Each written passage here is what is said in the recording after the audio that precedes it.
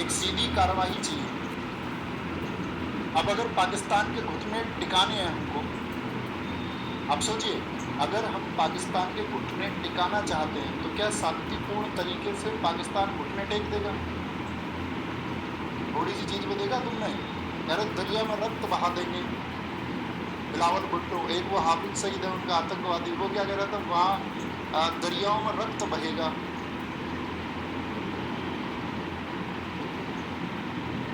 इतना मामूली रक्त है क्या?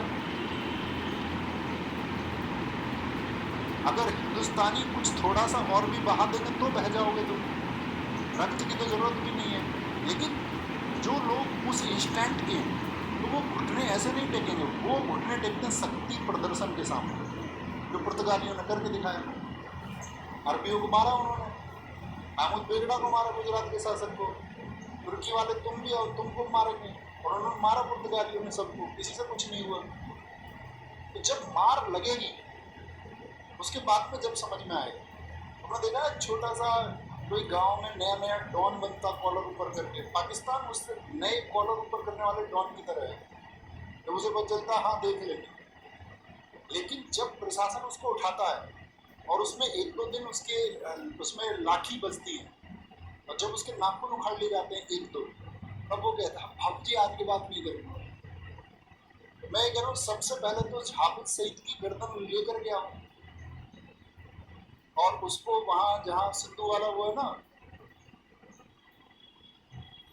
सिंधु जल समझौता तो आप समझते होंगे, जहाँ पे पानी रुका वहां पे टाप दो उसको। मैं कह रहा हूँ कि बहुत दिनों तक तो आतंकवादी बहुत सारे सोचे ने बयान देना चाहिए नहीं देना चाहिए।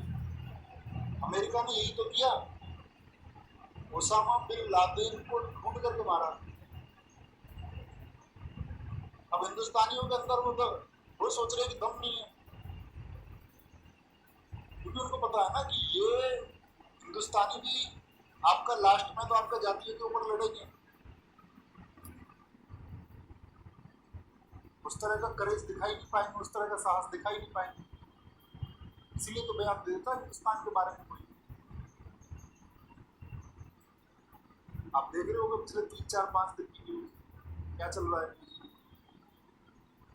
जो विपक्ष के लोग हैं वो कह रहे हैं कि सिर्फ हिंदुओं को मत दिखाओ, एक मुसलमान भी मारा गया है।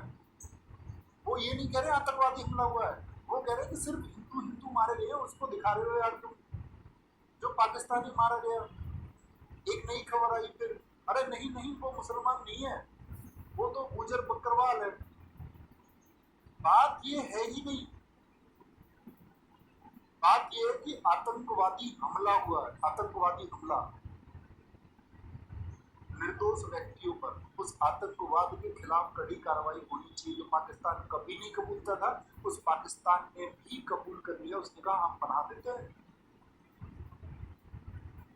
गवर्नमेंट की क्या प्लानिंग है वो हम आम लोग नहीं जानते, तो यही उम्मीद करेंगे ना सरकार एक